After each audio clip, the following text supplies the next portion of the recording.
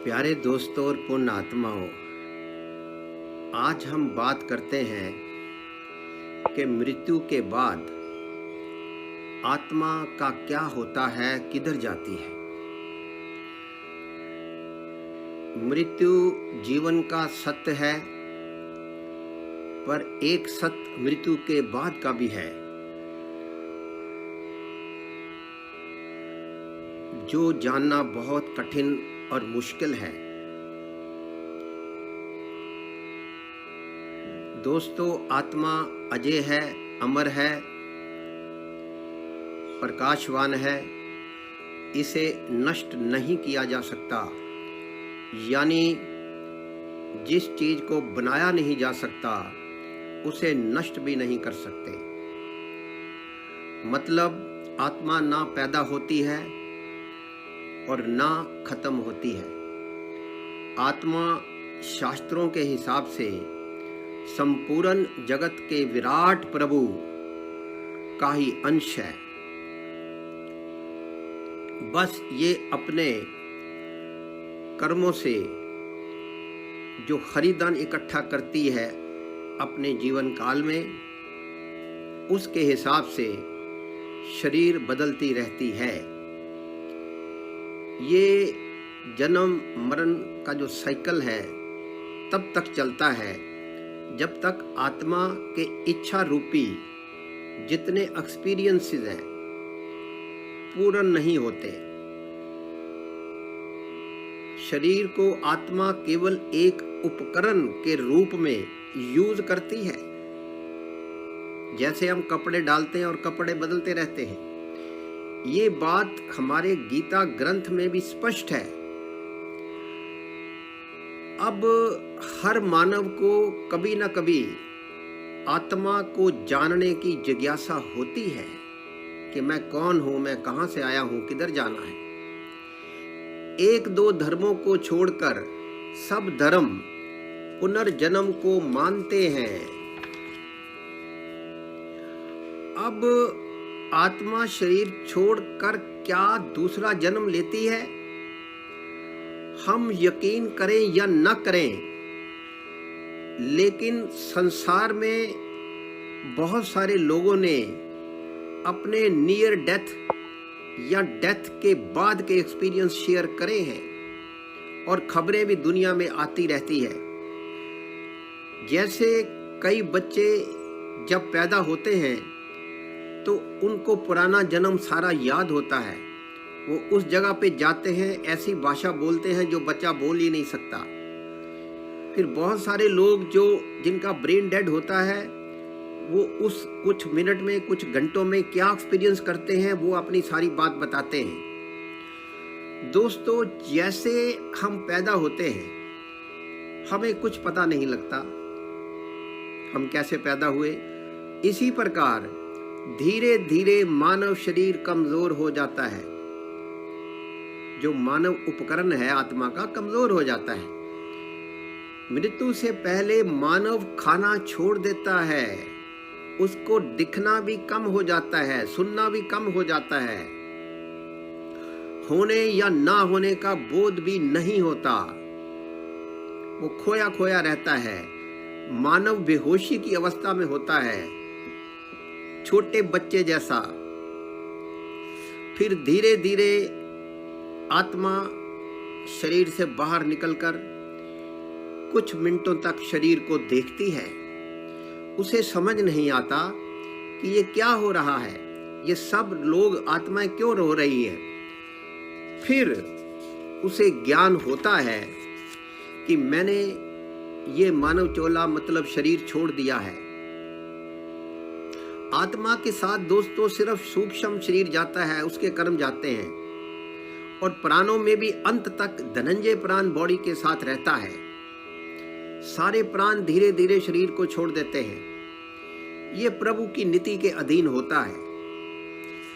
शरीर से मोह के कारण आत्मा कुछ वक्त शरीर के आसपास भटकती है। इसी हिसाब से पवित्र ग्रंथों में और हमारे ऋषि मुनियों ने चौथे की, 10वें दिन की और 13वें की महिमा का महत्व बताया है। ताकि आत्माओं को शांति मिले। इसके बाद आत्मा अपने अगले सफर पर, अगली यात्रा पर निकल जाती है। अब हिंदू धर्म के हिसाब से यम के दूत आत्मा को लेकर जाते हैं। साधारण आत्मा को जो भी उसकी अधूरी इच्छाएं होती हैं, उसके हिसाब से महादेव की जो शक्तियां हैं निर्धारित, यमराज वगैरह, धर्मराज वगैरह, वो उसको दूसरा जन्म दे देते हैं। वो इसके लिए माँ बाप को ढूंढते हैं और मानव जन्म पाते हैं। लेकिन दो आत्माएं ऐसी होती हैं, एक बहुत पुण्य आत्माएं और एक बहुत अत्याचारी आत्माएं। इनका जन्म लेने में इनको टाइम लगता है। जो आत्माएं अच्छे कर्म करती है उनका धर्मराज की अदालत में फैसला होता है, और जिसका फाइनल फैसला मणि महेश महादेव शक्ति करती है। इसका हिमाचल प्रदेश में मंदिर भी है, जिसमें पूर्ण सबूत मिलते हैं कि मृत्यु के बाद आत्मा के साथ क्या होता है, उसको चित्रगुप्त कैसे लेके जाता है, क्या होता है, आगे कचहरी में उसका फैसला होता है। नरसिंह भगवान उसको कष्ट देते हैं, जो दुराचारी आत्माएं होती हैं, और उसको स्वर्ग लोक मिलता है या नरक लोक मिलता है, और कौन सी आत्मा कहाँ जाती है। दुष्ट और दुष्ट आत्माओं को दंड कौन और कहाँ देता है। दोस्तों, जो देव आत्माएं हैं, जैसे मदर तेरेसा जैसी, इनको कुछ समय तक एंजल बना दिया जाता है, श्री भगवान बना दिया जाता है। इनका काम जगत आत्माओं को हेल्प करना है, और संसार भी इनको सेंट या देवता मानता है, पूजता है। इनको भी कुछ वक्त बाद फिर जन्म मिलता है महादेव की नीति के अनुसार। दूसरी होती हैं शैतानी आत्माएं। इनको दंड मिलता है नरसिंह भगवान, जैसे मणि महेश मंदिर में भी ये सब एक्सप्लेन्ड है। वह जो आत्माएं हैं जो संसार में बहुत अत्याचारी और क्रूर कर्म करती हैं, जैसे ईदी अमीन या हिटलर, या बहुत सारे राक्षस और डाकू जो कत्लेआम करते हैं, इनको भी कुछ वक्त बाद जन्म मिलता है। दोस्तों, हम अपने जीवन काल में ध्यान द्वारा, तपस्या द्वारा, तप द्वारा आत्मा और शरीर का एक्सपीरियंस कर सकते हैं। हमारे बहुत से ऋषि मुनियों ने शरीर से निकलकर आत्म यात्रा तप और ध्यान द्वारा की है और करते रहते हैं। दोस्तों, मृत्यु का आना और जन्म का आना जाना इंसान के हाथ में नहीं है। जन्म मरण का सारा खेल एक ऐसी शक्ति करती है जिसे हम भगवान कहते हैं।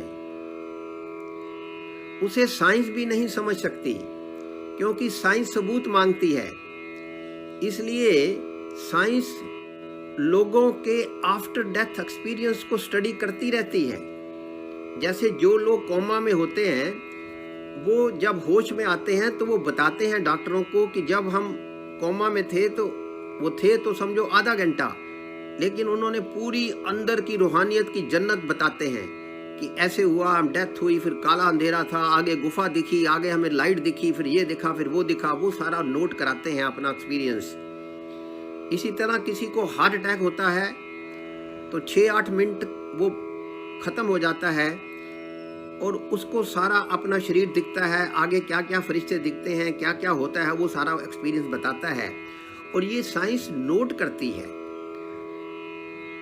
हम इस बात को भी मान सकते हैं कि हर चीज रिसाइकल होती है। जैसे प्लास्टिक है, पेपर है, वनस्पतियां हैं, जीव जंतु एक दूसरे को खाते हैं, मैटर एनर्जी सब रिसाइकल होते हैं। इसी तरह जब तक आत्मा की डिजायर्स पूरी नहीं होती इस संसार में, वह जन्म लेती रहती है। अंत में हायर कॉन्शियसनेस जगाकर यूनिवर्सल डिवाइन फोर्स प्रभु में मिलती है। इसी को मोक्ष कहते हैं। हम प्रभु रूपी समुद्र में एक बूंद हैं बस, और अंत में इसी में मिल जाना है। ये हमारी स्थिति है। आत्मा की अवस्था शरीर छोड़ने के बाद कैसी होती है, इसके ज्ञान के लिए हमें वेदों को, संतों को, ऋषि मुनियों को या खुद ध्यान और तप लगाकर समझना होगा, क्योंकि इसके लिए अनुभव ही एक आधार है। क्योंकि साइंस की लिमिटेशन है। जैसे माइंड की रिसर्च करके साइंस उसके पार्ट्स की डिटेल बता सकती है, पर मन को डीकोड नहीं कर सकती है। दूसरा हार्ट है जैसे हमारा, इसको साइंस समझ सकती है, मेडिकल साइंस बहुत एडवांस हो गई है, ऑपरेशन कर सकती है, स्टंट लगा सकती है, लेकिन इस हार्ट के अंदर प्यार है या नफरत है, कौन सी फीलिंग है, नहीं जान सकती है। पानी ऑक्सीजन और हाइड्रोजन से बनता है, गैसों से, ये बता सकती है पर बना नहीं सकती है। फूल कैसे बनता है, रंग कहां से आता है, खुशबू कहां से आती है, साइंस नहीं बता सकती है।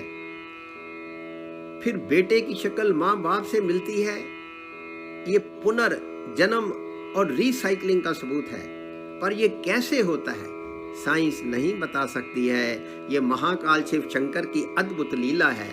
तो दोस्तों, आत्मा का शरीर छोड़ने के बाद क्या होता है, कहाँ जाती है, इसका आधार हमारे ग्रंथ, तप, ध्यान और ऋषि मुनियों के एक्सपीरियंस पर ही आधारित हो सकता है।